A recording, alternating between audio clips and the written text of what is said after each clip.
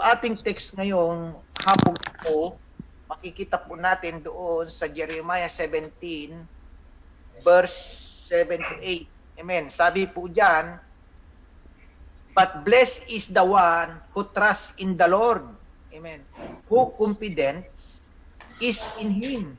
They will be like a tree planted by water that sends out its roots by the stream. It does not fear when heat comes. Its leaves are always green. It has no worries and a year of drought and never fails to bear fruit. Amen. Hallelujah. Tayo po ay manalangin, dakilang Diyos, salamat po na marami sa hapon ito, Panginoon, sa bawat isa sa amin. Hallelujah, maging sa iyong mga lingkod o yung mga anak, Panginoon. Lord, samahan niyo po kami sa pamagitan ng iyong banal niyong presensya, banal na Espiritu. Yes, O God, kayo po yung manguna, kayo po yung maghari sa amin, Panginoon. Iklaro mo po sa aming isipan, sa aming puso, ang iyong banal na salita sa hapong ito, maging pagpapala ng bawat isa, Panginoon, at samahan niyo po kami.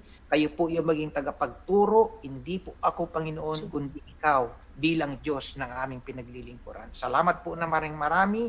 Open mo po ang aming isipan, ang aming mga puso, Panginoon, na paglalagyan ng iyong sisidhan sa usapo ito. Salamat po na marami.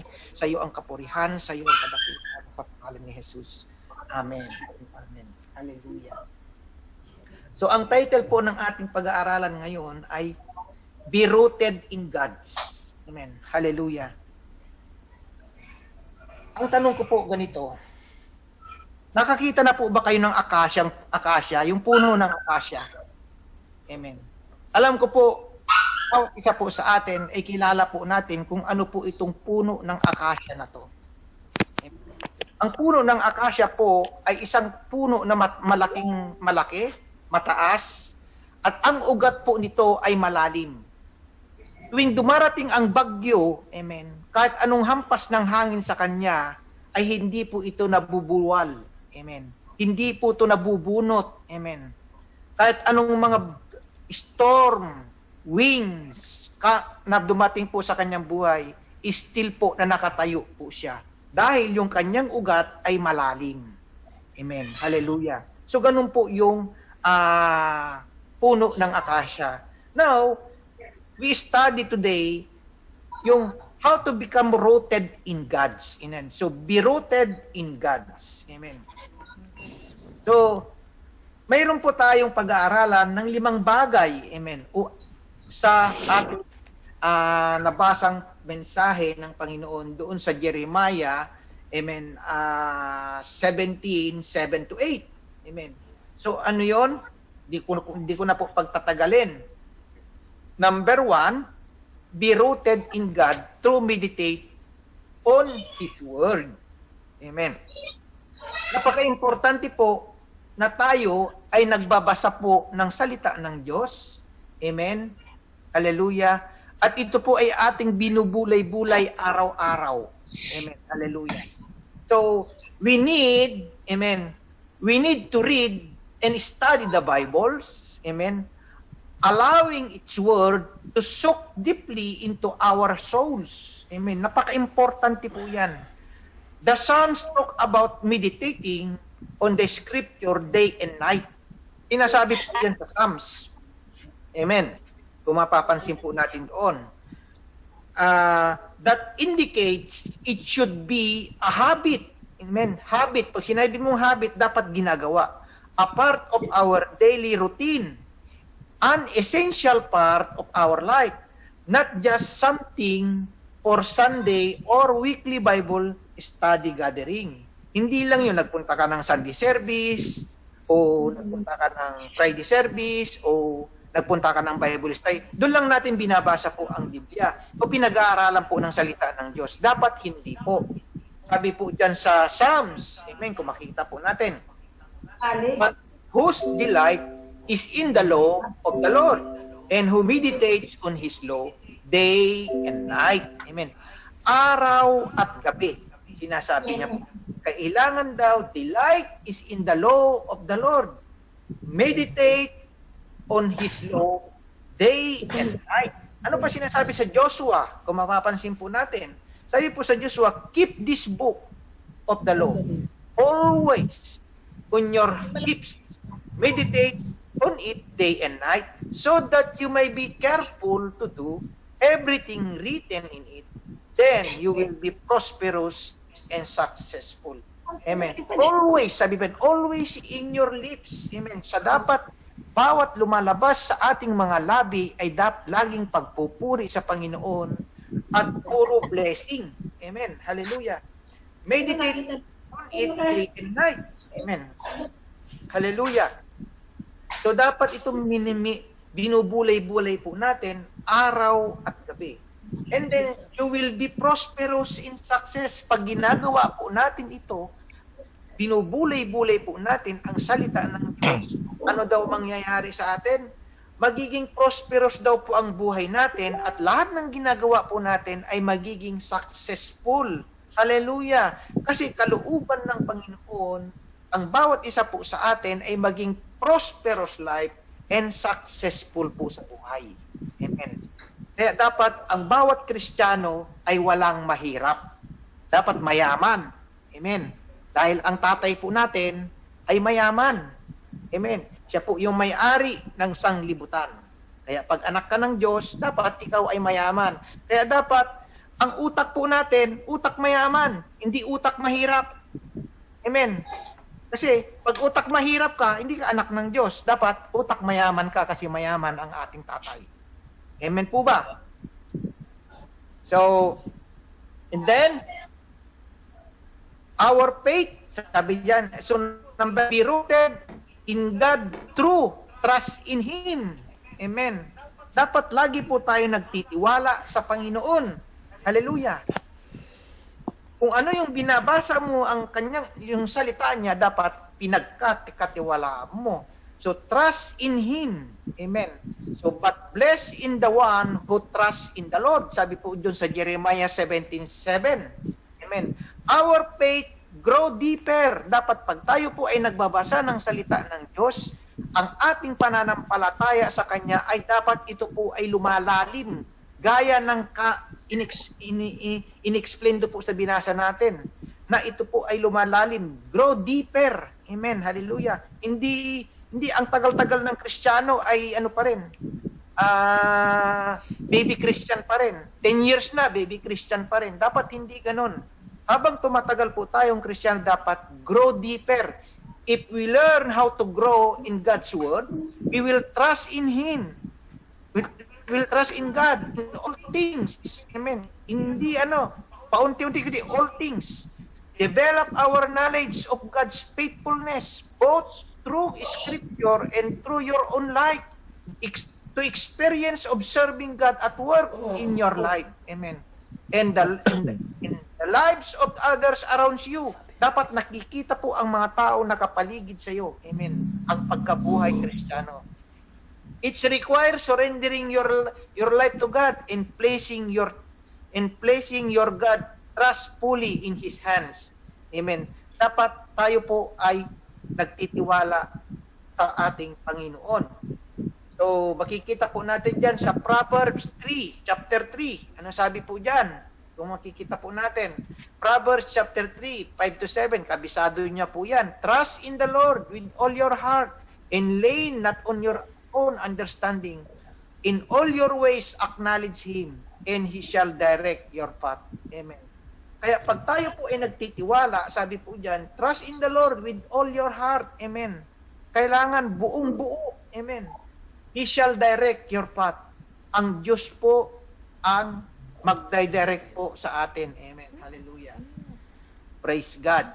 Amen. So, tuloy po tayo. And then, number 3, be rooted in God's truth. Sabi niyan, do not fear when trials come. Amen. Lalo na po yun nangyayari ngayon. Ang daming mga takot, ang daming nagwo-worry. Amen. Sa kasalukuyan nangyayari sa ngayon. Hallelujah. Kaya sabi, be rooted in God. Do not fear when trials come. Amen. Hallelujah. If we are, mayroong dyan nakashare, Amen. Nagdo-drawing siya. Nagdo-drawing po, paki-stop po yung yung may bata po diyan na nakapasok. Nagdodraw. So yeah, for the interruption. Pero nagiging na po yung PowerPoint ko. Ang daming guhit-guhit. Paki-stop. Paki-stop po yung kung sino po yung may child diyan na nagdo-drawing. Nagdo-drawing po doon sa kasi to yung Zoom natin. Kasi pangit po ang dating. Sige po, tuloy po tayo. Amen. So, do not fear when trials comes in Jesus' name. Hallelujah. If we are rooted in God's words, amen, you will not wither when the trials come. Trials come. Our Christian life is not easy, amen, easy life, but a deep-rooted faith with preserve, amen, you through the trials of life and allow you to flourish no matter what life brings you your way. Amen. Anong ibig kong sabihin dito? Pag tayo po ay malalim ang pagkaugat po natin sa salita ng Diyos o sa ating Panginoon, anuman ang dumating ng pagsubok sa ating buhay, amen, hindi po tayo basta-basta nangangamba, hindi po basta-basta po tayo nadadala sa mga problema because we are rooted in the words of God. Hindi po tayo matatakot, hindi po tayo mangangamba anumang mga pagsubok na dumating sa ating buhay. Hallelujah. So, ano sabi sa Psalms 23:4? Anong sabi po diyan? Kung babasahin po natin, even though, sabi diyan, I walk through the valley of the shadow of death, I will fear no evil, for you are with me. Your rod and your staff, they comfort me. Amen. Hallelujah. Kaya pag nasa atin po, amen, kung tayo po ay malalim sa Panginoon, wala po tayong takot dahil sabi niya, I will fear no evil. Amen. For you are with me. Nasa atin ang Panginoon. Kasama natin po ang Diyos. In your rod, sabi niya, your rod and your staff, they comfort me. Ang Panginoon po ang sasama po sa atin, siya po yung magbibigay sa atin ng kapayapaan sa lahat na dumating sa ating mga problema sa buhay. Amen. And sa James, sabi po diyan, sa James, kung bababasa po na, my brother and sisters, when you have many kinds of troubles, you shall be full of joy. Amen. Sabi, when you have many kinds of troubles, hindi po sinabing diyan, kukunti, many kinds of trouble, you should be full of joy. Dapat, pastor, paano na yan? Puro problema na nga ako, sasabihin mo, magsaya pa ako? Pambihira naman. Pero sinasabi po ng Bible, sabi po dyan, we should be full of joy. Amen. Kahit anong problema na dumating sa atin, what kind of trials comes in your life? What kind of storm comes in your life? Sabi diyan, you should be full of joy. Amen. Hallelujah. Ang hirap, no? Ang hirap yung pinapagawa ng Panginoon sa atin. May problema ka na. Para ka nang dinaganang ng buong mundo. Sasabihin mo, magsaya pa ako. Diyos ko po. Pero sinasabi po ng Panginoon, amen. Hallelujah. Because you know that this trouble tests your faith. Amen. And this will give you patience.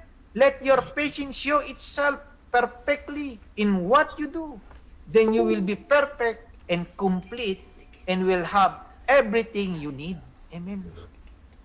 Alam nyo, parang ginto yan ang ating buhay Pag tayo po ay dumadaan sa trials, amen, mga pagsubok sa buhay, pagkatapos po niyan, the end po niyan, amen, ay prosperous life. Amen. Hallelujah. Ang ending po niyan, mayroon pong successful. Amen. Sinabi ng Panginoon, hindi ka bibigyan ng pagsubok na hindi mo makakaya. Binibigyan ka ng pagsubok ng Panginoon. Amen. According doon sa makakaya mo, para pag napagtagumpayan mo, ang kapalit po noon ay kapayapaan, at pagpapala sa buhay. Amen. Ganun po ang Panginoon. Hindi po inaalaw ng Panginoon ang mga pagsubok na hindi natin kaya. Amen. Pero correction po. Amen. Trials and struggle in lives, amen, is not come from the Lord. This is comes from the devil. Inaalaw po yan ng Panginoon. Remember Job. Amen. Inaalaw po yan ng Panginoon para tayo po ay maging matatag ng ating pananampalataya sa Kanya. Amen. Hallelujah. And then, number 4, Ang dami na yung sulat. be rooted in God through May nagsulat. bear fruit for the kingdom. Hallelujah. Kikita po natin dyan, our ultimate goal, deep-rooted in faith, is to bear fruit for the kingdom and bring glory to God with our lives. Amen. So, ito po yung ating goal.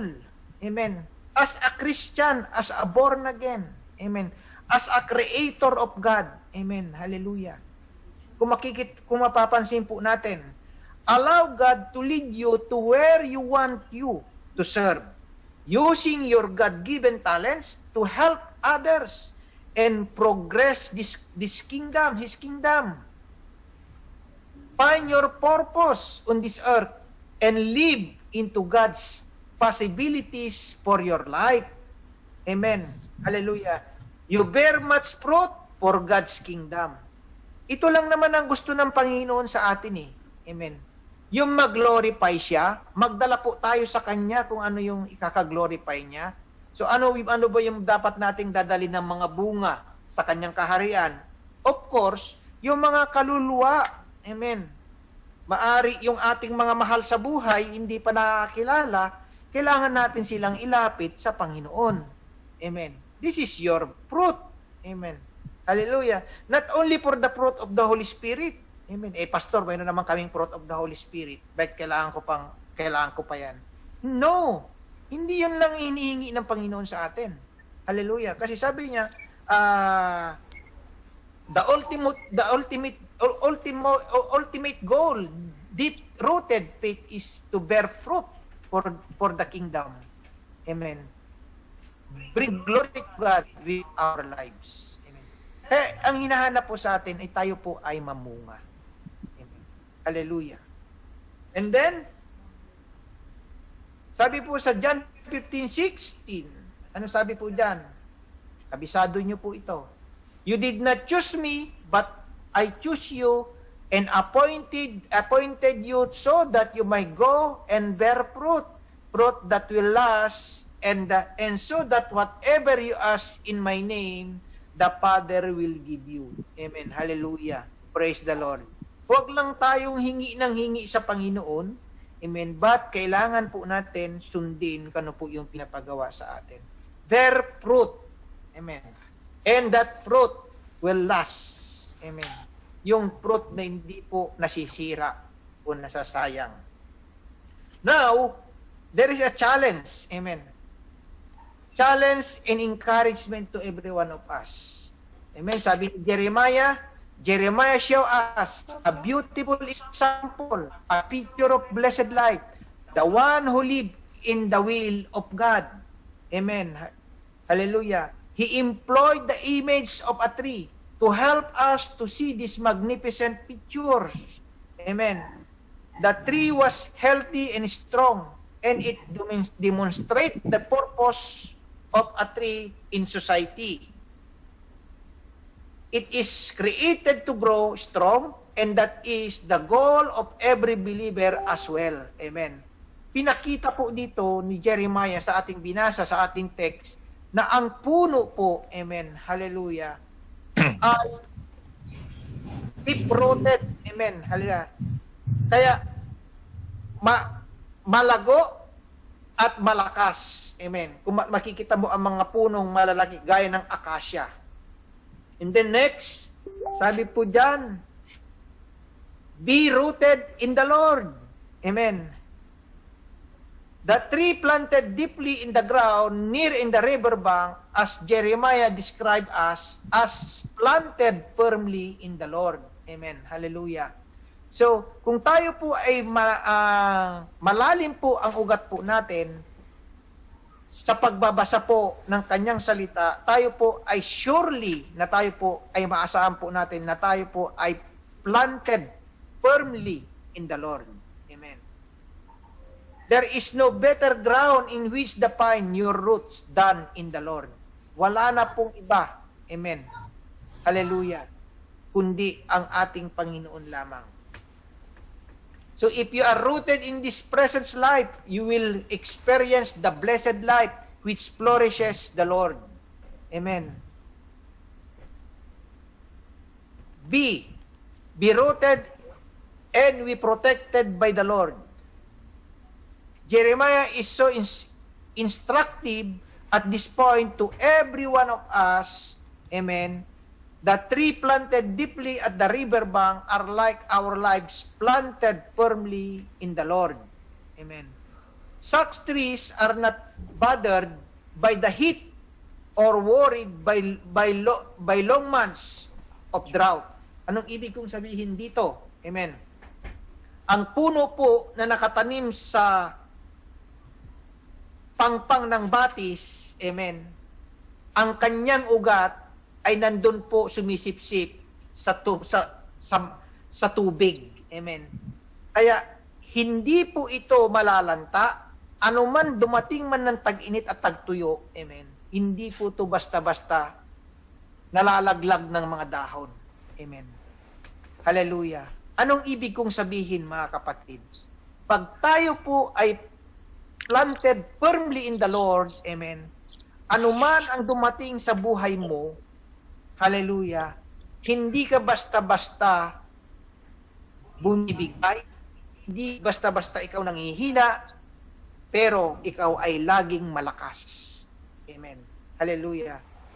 Kaya ang tao na hindi nakatanim sa salita ng Diyos, amen, ang mga tao na hindi malalim sa salita ng Diyos, o hindi wala sa kanila ang Panginoon. Amen. Dumating ang pagsubok, dumating ang mga storm o pag-trial sa buhay, madali po silang babagsak. Amen.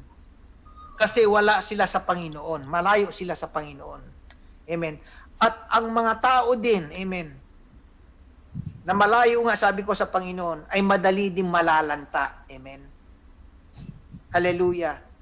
Kaya, pag ikaw ay firm or rooted in the Word of God or planted firm in the Lord, amen, hindi ka nagmumukhang matanda. Amen. Lagi kang nagmumukhang bata. Amen. Amen po tayo doon. Kaya walang tumatanda ng mga Kristiyano. Amen. Lahat ay mukhang bata. Kahit may edad na, mukhang bata pa rin. Amen. Hallelujah. Pero yung mga wala sa Panginoon, kahit mapunta pa kay Belo. sa parlor, magpabatak ang mamuka, Batak. tatanda pa rin sila. Amen. Kasi, yung ginagawa lang po na pinapahid sa muka, gawa lang po lang yun ng chemical. Amen. Para magmukhang bata. Pero tayo, nasa Panginoon, mismo ang Diyos ang nagpapabata po sa atin. Amen. Hindi tayo nagmumukhang lanta, kundi nagmumukhang bata. Amen. Hallelujah. Purihin ang Panginoon. Praise God. Amen. Each people come storm in struggle. Hindi ka din makakaiwas sa problema o struggle sa buhay. But for the believers and followers of Christ, we cannot be separated from love. Amen. Walang pwede makapaghiwalay sa atin sa Panginoon dahil tayo po ay mahal ng Diyos. Amen. Hallelujah. Praise God. Next, the promise of that, no matter what happens, we can depend upon the sufficient grace of Christ to meet our needs and protection. Amen. Nandiyan talaga ang protection ni Lord sa atin eh. Amen. Hindi po tayo pabayaan kasi mahal po tayo ng Panginoon. Amen. And then C, be rooted and productive in the Lord. Amen. Hallelujah. Our text in Jeremiah are picture out. Amen. Sa atin, the tree planted in the rich, fertile ground near the flowing river and protected from the destructive elements in life. Amen. Biro mo yun? And next, therefore, their leaves stay green and they go right on producing delicious fruit. Amen. Biro mo ikaw, nakaplant ka doon. Amen. Hallelujah. Nakaplant ka sa Panginoon, sa presensya ng Diyos. Amen. Kaya ikaw ay laging sariwa, laging sariwang tignan, lagi kang nakangiti. Amen. At laging lumalabas sa iyo ay mga delicious fruit. Amen. Kinukutya ka na pero ang lumalabas pa rin sa iyo, praise the Lord. I love you, Lord. Amen. Purihin ng Diyos. Oh, kinukutya ka na, brother, God bless you. Amen. Puro ano pa rin ang lumalabas, puro sweetness ang lumalabas sa iyong labi. Amen. Hallelujah. Kaya ganun po ang mga anak ng Diyos. Amen. Ano pa? Nothing is more delightful than to see a fruitful bearing tree. Amen. Tayo po yung fruitful bearing tree. Amen. And blessed lives with its bountiful produce. Amen. Thus the Lord see us as bountiful fruit bearing people, sharing the good news with others and helping our church to grow and to stay in a mission with the Great Commission. Amen. Kaya dapat tulungan din po natin na mag-grow ang simbahan. Tayong lahat po ay sabay-sabay na mag-grow. Amen. We are blessed by God to be a blessing for God. Amen. Hallelujah. Pinagpapala po tayo ng Panginoon, pagpalain din po natin ang Diyos. Now, make your life a meaningful indeed. Amen. Dapat, habang nabubuhay ka, gumawa ka na ng magandang bagay para maging meaningful ka. So, marami ng taong mga naging meaningful ang buhay po nila sa mundo. Amen. Kagaya si Rizal, diba? O, patay na si Rizal, pero hanggang ngayon, naalaala po natin. Mahirap yung tao na na wala man lang nagawa, namatay na. Sasabihin pa ng mga tao, mabuti nga yan, nawala na siya. O, di ba? Walang meaningful yon. Kung ikaw, pag namatay ka, bakit naman ang bait-bait ng tao na yun, bakit siya pa? O, sabihin, naalaala yung nagawa mong kabutihan. Pag wala kang nagawang kabutihan, ay, salamat na wala rin siya. Ganun ang sasabihin ng tao. Hindi maganda, di ba? Kaya maganda, kumuha na tayo ng meaningful sa buhay po natin para sa Panginoon, hindi para sa tao. Amen. Hallelujah. And then conclusion. Hallelujah. Brother and sister in Christ Jesus. Amen. God, He want you to be blessed. So, kaya ako na-share po itong story ni Jeremiah. Amen. So, you can live a blessed life and you can begin it today by acknowledging your God and trusting in Christ, not yourself. Amen. So, you can begin following His direction in life, not your own. Amen. You can become a blessing to others and not a curse. Amen. Hallelujah. Choose a blessed life and it will make an eternal difference in your life. And then, that is what you are here in earth to do. To live the blessed life. Ito po yung purpose ng Panginoon sa atin. Na mamuhay tayo na pinagpapala. Amen. We are created for His purpose. What you can say is, I am here to experience a blessed life and to help others to do the same. And that way, we are blessed to be a blessing.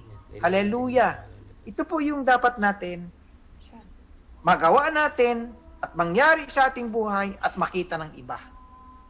Amen. And then, grow more deeply rooted in God. Amen. Faith in God are strengthening you to fight any battles. Amen. Faith that comfort you through the most difficult trials. Amen. Then grow deeper roots, dig it, your faith, and develop it. Amen. Go deeper in study, read the Bible, pray regularly, and learn to trust God. God bless us all. Amen. Tayo po ay manalangin. Dakilang Diyos, salamat po na marami sa iyong pinagkaloob sa amin na salita mo sa hapong ito. Pagpalain mo ang bawat nakarinig, pagpalain mo ang bawat anak mo, Panginoon. Maranasan nila mula sa araw na to, Panginoon, na ikaw yung Diyos na mapagpala at ikaw yung Diyos na makapangyarihan. Nothing is impossible to you. Everything is possible. Kaya we declare blessing upon them in Jesus' name. Salamat po na marami. Sa iyo po, Panginoon, ang kapurihan at kadakilaan sa pangalan ni Jesus. Amen. Kasi